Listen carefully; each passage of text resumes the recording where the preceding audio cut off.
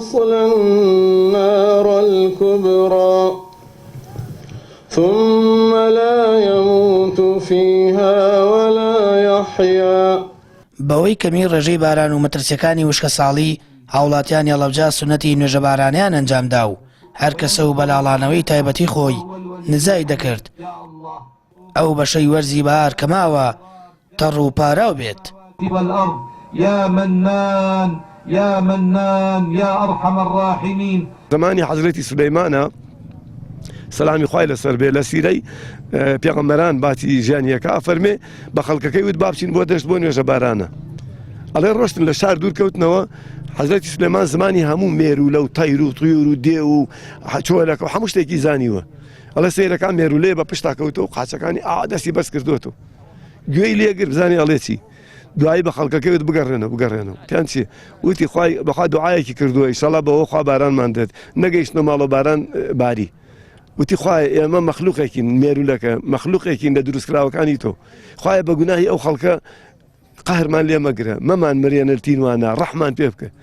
حەزرەتی سولەیمان فەرمی ئەوە وا ئەڵێ وەرن با بگەڕێنەوە ئیتر ئەوە ئێمە ژاتین پشتگیری داواکەی ئەوەکەین. جا لەبەرەوە ئێمە ڕەئیمان وایە بۆچی ینی ڕەئی دینمان وایە بەرنامەی دینمان پێمان ئەڵێ کەوا دوعا بکەن قونوت بخوێنن خێر و سەدەقە بکەن تۆبە و ئیستیغفار بکەن حەقی خەڵکی بگێڕنەوە گەردن ئازایی بکەن سیلەی ڕەحم بگەن ئەمان ئەسبابن بۆ ئەوەی خوا بەرەکەت بەرباتەوە.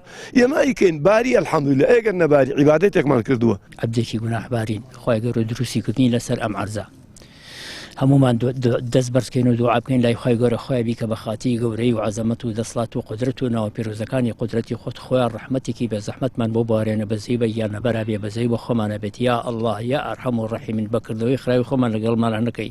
ئەوەی هاوڵاتیانی هەڵەبجەی بردوۆتە دەر و داشت هەر ئەوە ژوای لە هاوڵاتیانی قەزای پێنجۆن کرد بە مەبەستی نوێژە بارانە ڕوو لە یاریگای گشتی شارەکە بکەن.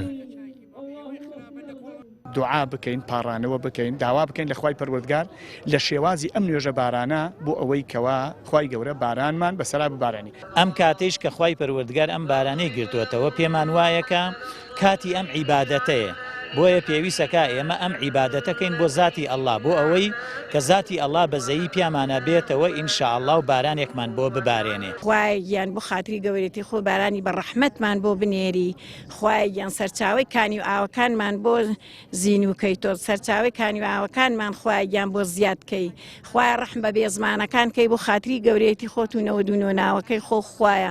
هەڵەبجە و پێنجۆ ناوشەوەی زۆر لە ناوچەکانی دیکەی هەرێمی کوردستان دوو ناوچەی کشتتوکاڵین و بە دواکەوتنی باران یان نەبارینی بەبڕی پێویست زیانی گەورە بەرجوتیاران و بەرەمی نێوخۆیی دەکەوێت.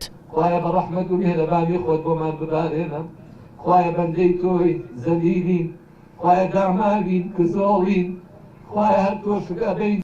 سامان فەتاح کەناڵی ئاسمانی پەیام هەڵەبجە.